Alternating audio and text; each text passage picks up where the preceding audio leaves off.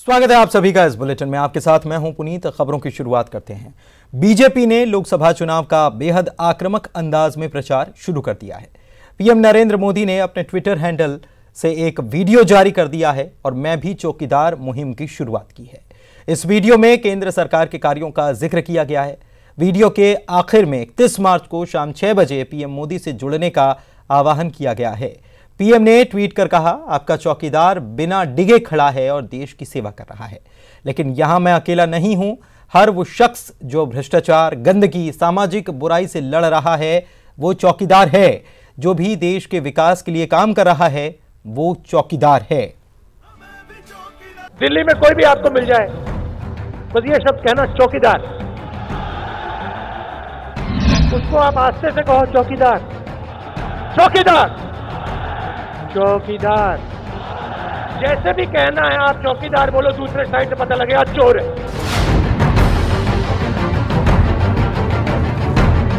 यही वो नारा है जिसे कांग्रेस अध्यक्ष राहुल गांधी अपनी हर सभा में दोहरा रहे हैं। अब इसी नारे को बीजेपी ने मिशन 2019 के लिए पीएम नरेंद्र मोदी ने अपने ट्विटर हैंडल से वीडियो जारी करते हुए एक नया नारा दे दिया। आपका चौकीदार मजबूती से खड़ा है और देश की सेवा कर रहा है, लेकिन मैं अकेला नहीं हूँ। हर देशवासी जो भ्रष्टाचार, गंदगी और सामाजिक बुराइयों से लड़ रहा है वो एक चौकीदार है। भारत के विकास के लिए कड़ी मेहनत करने वाला हर व्यक्ति चौकीदार है। आज हर भारतीय कह रहा है, मैं भी चौकीदार।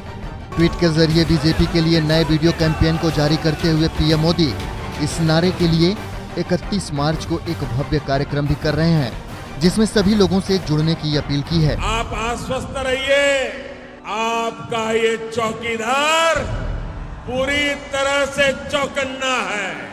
इस 4 मिनट के वीडियो में पीएम मोदी की आलोचना करने वालों पर जमकर तंज कसे गए हैं, जिसमें सोनिया गांधी, लालू यादव, मुलायम सिंह पर परिवारवाद का आरोप लगाया गया है। साथ ही स्वच्छता को लेकर पीएम मोदी की तारीफ की गई है। वीडियो जारी होने के बाद कांग्रेस ने एक बार फिर राफेल डील में भ्रष्टाचार का आरोप लगाया, लेकिन चोर शब्द से परहेज किया।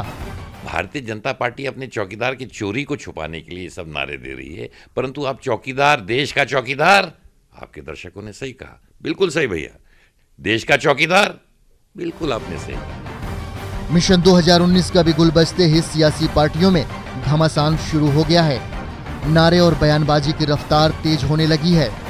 कांग्रेस राफेल डील के मुद्दे पर बीजेपी को घेरने की कोशिश कर रही है। वहीं बीजेपी ने कांग्रेस के तीर को ही अपनी ढाल बना ली है। अब जनता को तय करना है कि 2019 में किसके नारे पर भरोसा करती है। Bureau report, news 18 network.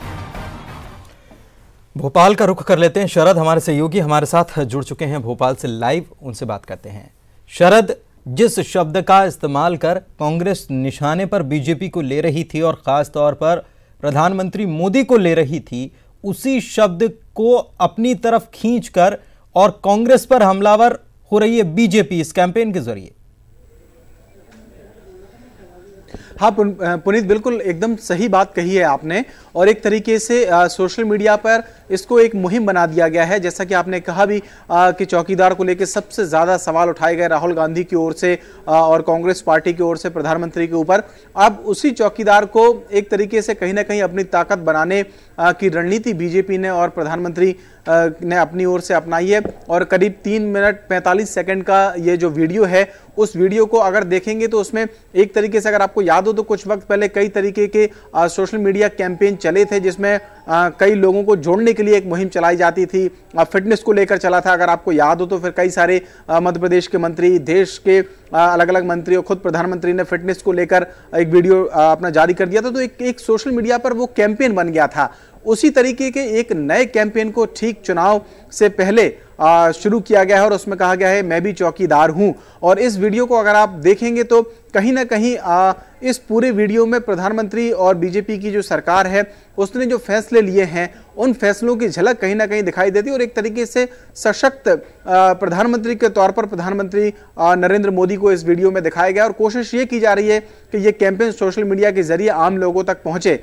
और इसके पीछे की रणनीति भी कहीं ना कहीं पुनीत आपको समझना होगा, क्योंकि इस बार के जो आंकड़े आए हैं जी, उसके मुताबिक पूरे देश में करीब 8 करोड़ नए जो युवा मतदाता हैं वो जुड़े हैं। और हम मध्य प्रदेश के बारे में बात करें तो अकेले मध्य प्रदेश में भी 1 करोड़ से ज्यादा युवा मतदाता हैं जो सबसे ज्यादा सोशल मीडिया का इस्तेमाल करते हैं और सोशल मीडिया पर किसी न किसी तरीके से रहते हैं। तो ये कैंपेन का कहीं ना कहीं दूर तक असर होगा। यही रणनीति और यही कोशिश 21वीं सदी का चुनाव है और 21वीं सदी में ये एक नई कोशिश, अलग अंदाज में कोशिश, और जो वार किया था उसी वार को लेकर पलटवार कर रही है बीजेपी। और हमारे साथ पंकज चतुर्वेदी और रजनीश अग्रवाल दोनों जुड़े हुए। पंकज जी कांग्रेस से, रजनीश जी बीजेपी से।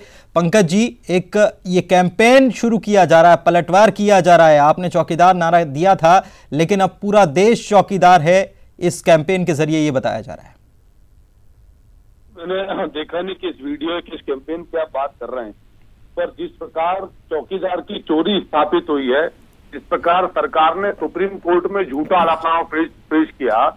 अटॉर्नी जनरल कहते हैं कभी कागज चोरी हो गई, कभी कहते हैं फोटोकॉपी चोरी हो गई, कभी बोलते हैं कि गलती से रिपोर्ट सीएजी की तो इस पर 3 पेज छूट गए। तो ये सब चोरी का उदाहरण है।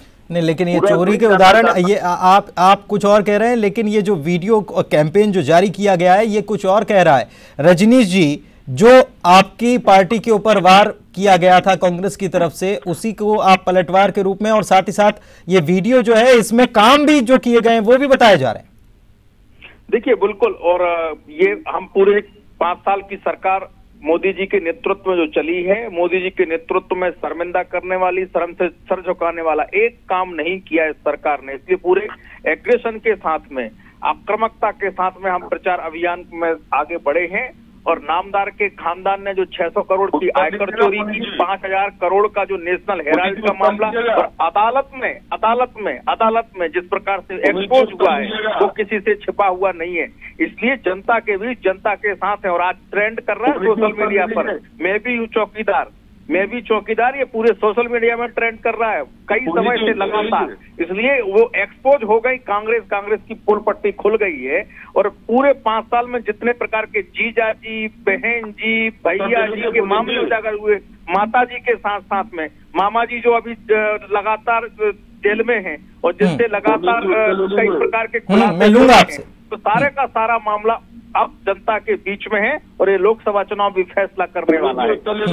हाँ, बिल्कुल पंकज जी, मैं आपसे उत्तर भी लेता हूं, और साथ ही में मेरा ये सवाल भी है कि ये जो कैंपेन शुरू किया गया बाकायदा, और 31 मार्च को शाम 6 बजे का वक्त भी तय किया गया, अब कैसे आप इससे पार पाएंगे, या फिर हम एक वीडियो वॉर देखते नजर आएंगे आने वाले वक्त में? देखिए पुनीत जी, आज देश जानना चाहता है कि 2 करोड़ रोजगार कहाँ है। Startup India, skill India, make in India, digital India, made in India, ये सब कहाँ है? मुद्रा के नाम पर रोजगार की बातचीत कहाँ है? आज देश में निवेश की क्या स्थिति है? सीबीआई वर्सेस सीबीआई, सीवीसी, संवैधानिक संस्थाओं की स्थिति, कोर्ट के 4 सुप्रीम कोर्ट के जज आकर बोल रहे हैं कि देश की क्या स्थिति है। ये तमाम सारे वादे, राफेल की चोरी, आज सरकार की, आप बताइए कि फ्रांस के राष्ट्रपति ने कहा, कि प्रधानमंत्री मोदी ने कहा कि मेरे सूटबूट वाले दोस्त को धंधा देना, 30,000 करोड़ का लाभ उनको पहुंचाया। सरकार में दम है। आज तक सरकार ने क्यों नहीं कहा कि फ्रांस के राष्ट्रपति झूठ बोल रहे हैं? उन्होंने स्पष्ट तौर पर कहा कि प्रधानमंत्री नरेंद्र मोदी ने कहा कि किस उद्योगपति को क्या धंधा देना है। तो मुझे लगता है जिस प्रकार की चोरी राफेल के मामले में की गई, जिस प्रकार का छल, लेकिन पंकज जी, जिस प्रकार का कैंपेन शुरू हो चुका है, क्या पंकज जी, मेरा सवाल यह है कि जिस प्रकार का कैंपेन शुरू हो चुका है, क्या आपको लगता है कि ये अब की बार मोदी सरकार जो 2014 में हुआ था, अब मैं भी चौकीदार हूं, ये इस तरीके से प्रोजेक्ट किया जा रहा है, और इसका असर जैसे 2014 में हुआ था ऐसा कहीं होता नजर तो नहीं आएगा? पुनीत जी, लोकपाल बिल का पूछे, भ्रष्टाचार से लड़ने के लिए लोकपाल की बात थी, 5 साल में सरकार लोकपाल बिल लेकर क्यों नहीं आई? क्या कारण है? कारण स्पष्ट है कि चौकीदार चोर है। चलिए, चोरी छुपाना, आप सवाल उठा रहे हैं तो रजनीश जी से जवाब भी ले लेते हैं। रजनीश जी, ये सवाल उठा रहे हैं और इस वीडियो के जरिए आपने अपने कामों का जिक्र भी किया है कि आपने, बीजेपी ने काम कितने किए हैं इन 5 सालों में, चौकीदार ने कितने 5 सालों में काम किए हैं, लेकिन ये जो सवाल उठ रहे हैं इनका जवाब भी तो देना पड़ेगा। बिल्कुल पुनीत जी, बिल्कुल। ये क्या होता है, सवाल उठाकर भाग खड़े होने वाले पलायनवादी कांग्रेस के नेता ये जवाब सुनने, कभी सड़कों पर जवाब कर नहीं पाते, कभी राष्ट्रीय राजमार्ग कितने होने बात कर नहीं पाते। 100 किलोमीटर से ज्यादा हर दिन ग्रामीण सड़कें, 33 किलोमीटर हर दिन राष्ट्रीय राजमार्ग, 8 किलोमीटर हर दिन रेल मार्ग, लगातार मुद्रा योजना के तहत लोन नहीं, आप दोनों एक साथ बोलेंगे। पंकज जी देखिए, पंकज जी एक मिनट, रजनीश जी आप एक मिनट। पंकज जी आप दोनों एक साथ बोलेंगे तो दर्शक जो सुन रहा है ना, वो उसको आवाज नहीं पहुंचेगी किसी की भी, तो एक एक करके बोलने दीजिए। मैं आपके पास आऊंगा पंकज जी, पहले मैं आपके पास आऊंगा, पहले रजनीश जी से जवाब ले लें। रजनीश जी से जवाब ले लें। पंकज जी, मैंने कहा था अभी आप ही लोगों के बारे में कि आप सवाल खड़ा करके भागने वाले लोगों में से हैं। विकास के मुद्दों पर क्यों बहस नहीं करते, जवाब नहीं सुनते। हर दिन मैंने कहा 100 किलोमीटर ग्रामीण सड़क बनाई इस सरकार ने, हर दिन 8 किलोमीटर रेल मार्ग बनाए इस सरकार ने, हर दिन 33 किलोमीटर हाईवे बनाए इस सरकार ने। आप भाग खड़े क्यों होते? आपने जितने 50% गैस कनेक्शन 70 सालों में दिए, आपने आज 90 गैस कनेक्शन इस देश की जनता को। ठीक है, ये काम करें, ये आप बता रहे हैं। पंकज जी एक बात मुझे जवाब दीजिए कि चौकीदार के ऊपर आरोप आप लगा रहे हैं, चौकीदार चोर है, ये आपने नारा दे दिया, लेकिन ये जो कैंपेन मैंने आपने सवाल का खड़ा किया मेरे से, विकास पर उत्तर मैं देना चाहता, लेकिन ये सुनना नहीं चाहते। रजनीश जी अरे एक मिनट, रजनीश जी पंकज जी से एक सवाल मेरा है। पंकज जी योजनाओं पर बात कर नहीं सकते क्योंकि ये आयकर के 600 करोड़ के चोर, 5000 के के मामले में चोर पूरा नहीं। पंकज जी आप इस बात को पंकज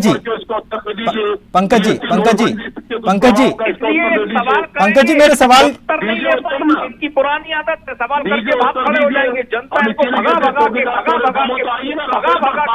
निश्चित तौर पर निपटाने वाली है।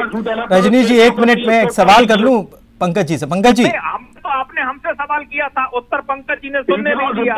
नहीं बिल्कुल मिल गया, उत्तर हमारी भी सुन लीजिए। नहीं बिल्कुल मिल गया रजनीश जी, बिल्कुल मिल गया।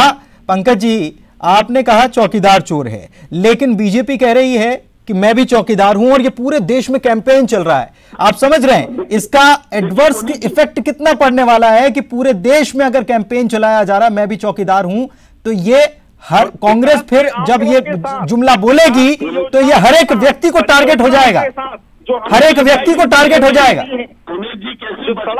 की परियोजनाएं बनी है, जो भारतमाला और सागरमाला जैसे इंफ्रास्ट्रक्चर की स्कीम हमने की है, विश्वास करता है क्या? इन झूठों पर कोई विश्वास करता है? जो 5 साल में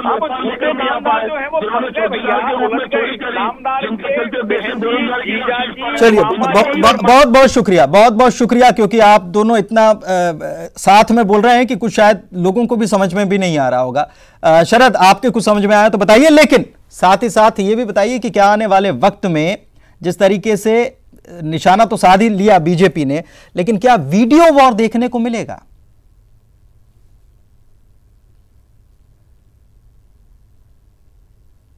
जो काउंटर है इसका वो जरूर सामने आएगा। अब देखना ये होगा कि आखिरकार कांग्रेस या टीम राहुल गांधी क्या तैयारी कर रही होगी, इस वीडियो को किस तरीके से इसका काउंटर करेगी। लेकिन जो रणनीति कहीं ना कहीं अपनाई गई है पुनीत, एक बात और, ये जो चुनाव होने वाला है 2019 में, सबसे खास बात यह है कि 21वीं सदी में जिन मतदाताओं ने जन्म लिया है, जिन लोगों ने या बच्चों ने जन्म लिया था, वो इस बार पहली बार वोट डालेंगे क्योंकि 18 साल के हो चुके होंगे। तो इससे आप अंदाजा लगा सकते हैं कि इन कैंपेनों की अहमियत कितनी ज्यादा है। और जैसा कि मैंने आपको आंकड़ा भी बताया कि करीब 8 करोड़ युवा मतदाता हैं। तो ये एक कैंपेन शुरू हुआ है मैं भी चौकीदार करके, और कहीं ना कहीं इस चौकीदार कैंपेन के जरिए कोशिश यही होगी कि जो युवा मतदाता है, जो आम लोग हैं, उन तक अपनी बात पहुंचा दी जाए, क्योंकि सोशल मीडिया एक बहुत बड़ा प्लेटफॉर्म है अपनी बात रखने का। देखना यह होगा कि कांग्रेस की ओर से आखिरकार क्या काउंटर आता है और उसको क्या इसके जो रिस्पांस है उसका कितना मिलता है। लेकिन मैं एक आंकड़ा आपको बता दूं, अभी जब हम लाइव पे आ रहे थे आपके साथ में पूरी, उससे ठीक पहले तक करीब 50,000 रीट्वीट तक हो गए हैं इस वीडियो के, जो वीडियो अपलोड किया गया है ट्विटर पर, और हजारों की संख्या में लाइक्स हैं। 2019 में जो लोग अंतर आंक रहे थे, भांप रहे थे और समझ रहे थे कि अंतर आ गया है, माहौल तो अब बना है। शरद बहुत बहुत शुक्रिया आपका हमसे बातचीत करने के लिए।